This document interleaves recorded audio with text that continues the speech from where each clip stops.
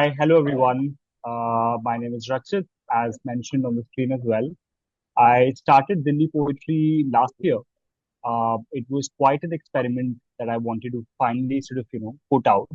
I'm also going to share the screen so that you can also be able to see a little bit of glimpse of what it is.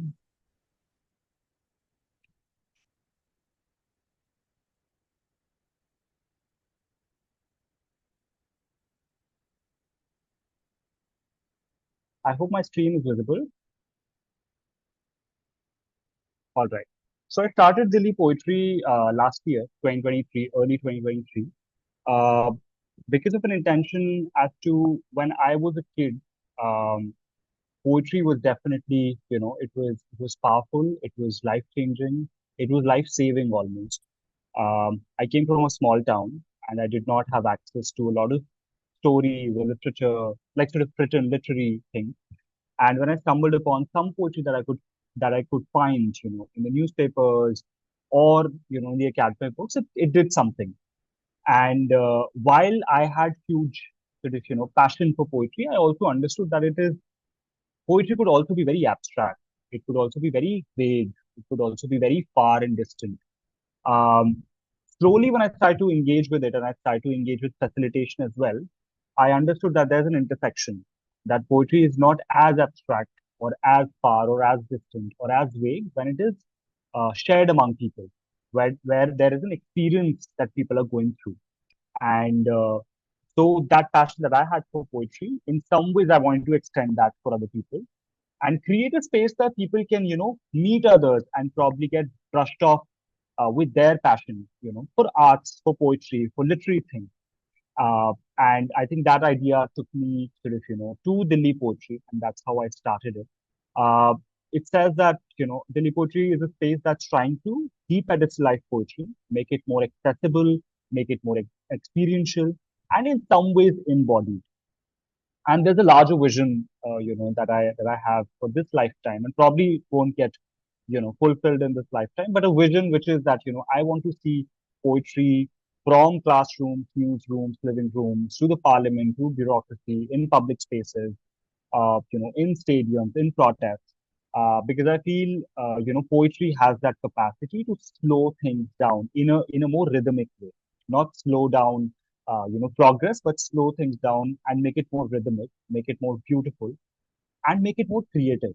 And I think something, according to me, what we are lacking in our structures and lifestyle is imagination. And I think poetry opens that up. Poetry really changes language, how language is used. And when somebody consumes it, it also changes the very wiring of how you think. Uh, so yeah, so that's the larger vision for Delhi poetry. Currently, we have two offerings. One is called a lyrical walk. A lyrical walk is a combination of two things. It is one part is forest healing walk technique, and the other part is poetry. So we pick up either themes like queer ecology, climate crisis, resistance, you know, uh, poetry about alternatives, or we pick up a poet like an important, significant poet like Mary Oliver, Sarveshwar Dayal Saxena, Rabindranath Tagore, and then we curate an experience, around that work of poetry. So these walks, usually happen in Sanjayvan or in Lodi Gardens, usually in Delhi for now, and they bring together people across fields, a lot of artists, a lot of writers, poets, uh, students, and very sort of intergenerational sort of space is created. And while people come for poetry, so some people want to kind of delve deeper into poetry, some people want to just kind of, have a little bit of brush off with nature or spend time, some reflective time in nature. All of them, I think, go back with certain sense of connection, with poetry and with each other as well. So that has been a strength that, people have also found friendship through it.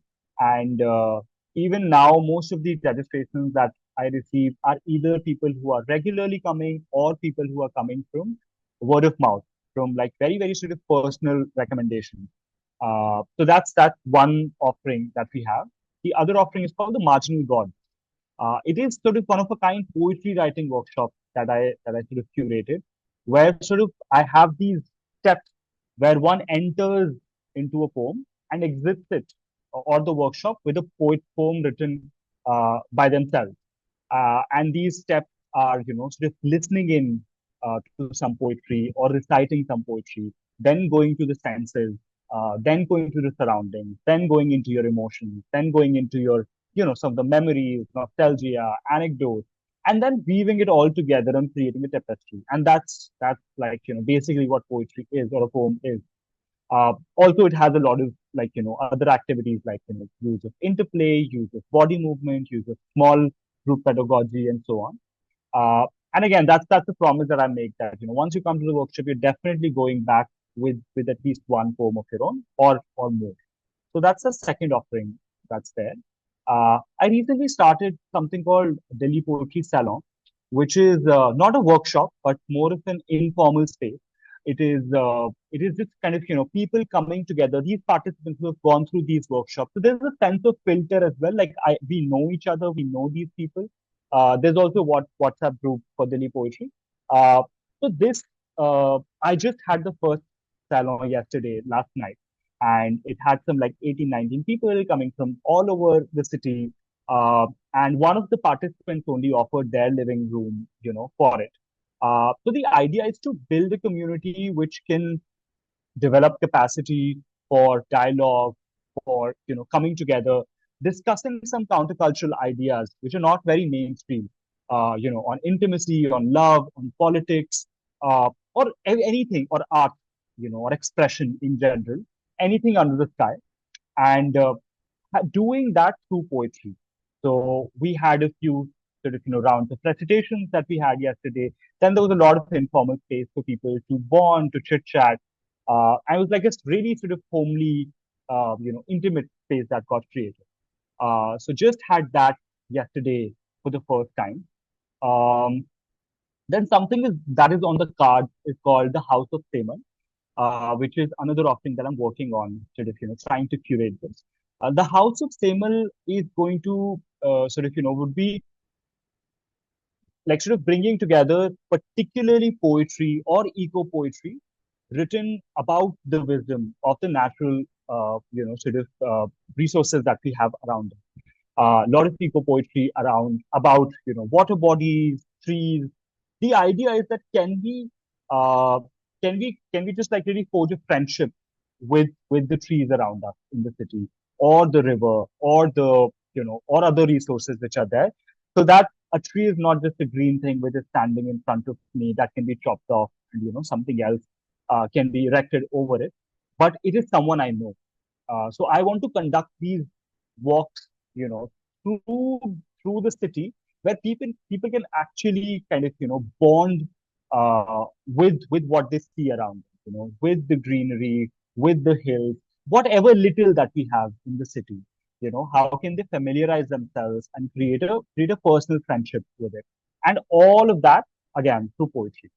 So this is something that I've been sort of toying with. I am also sort of self-writing a few poems which would be dedicated to some of those trees that I have felt very close to in the city, and just taking a group of people and just creating a experiential space for them around those trees. Probably I feel like may evoke a sense of intimacy with the environment. So that's something that's on the cards. Then something like little like quick stats as to what I've been up to from 2023 and 24. Sorry, there's a typo. So I have conducted some 25 lyrical walks, the first offering that I spoke about. There have been some six poetry workshops. The Marginal Gods was one of them. Uh, there also have been some collaboration projects. So some people who come to these walks then ask me to curate these walks, to facilitate these walks for their teams, sometimes for their reading groups, sometimes for their classes as well. So there have been some collaboration projects with uh, there's a there's a there's a platform called All Things Fun. I did some sort of facilitation for the Ashoka students at Ashoka University, some reading groups as well. And then there have been some poetry reading and performances. So I run a page called Dillipoetry on Instagram where I do put about these events, but I also share or publish my own poetry. And so there have been, there have been opportunities where I've also performed, but also gotten that opportunity to talk about Dillipoetry's work. So it has been like, and also, some festivals like DVC contains strong language that happened in Leeds in the UK last year. So five of those performances have happened, so far from last year to this year till now. Some publications, so nine poetry, and also talking about poetry and Dillipoetry's work. So nine publications in the past 1 year, and some radio podcast things where I spoke about the idea of why is this important and why do we have more of such spaces all over the world. So these are like some quick Yeah. stats. Um, and the last would be just some pictures from some of the walks and the salon. We usually don't take a lot of pictures. I also invite people not to use their phones all through the workshop. So there are like very few pictures that we have, taken after some of the gatherings. Yeah. So this is Hmm. mostly about the poetry. Hmm. Yeah. Nice. This was pretty comprehensive and also very crisp at the same time. I have a couple of questions. I'll probably start with one and then others in the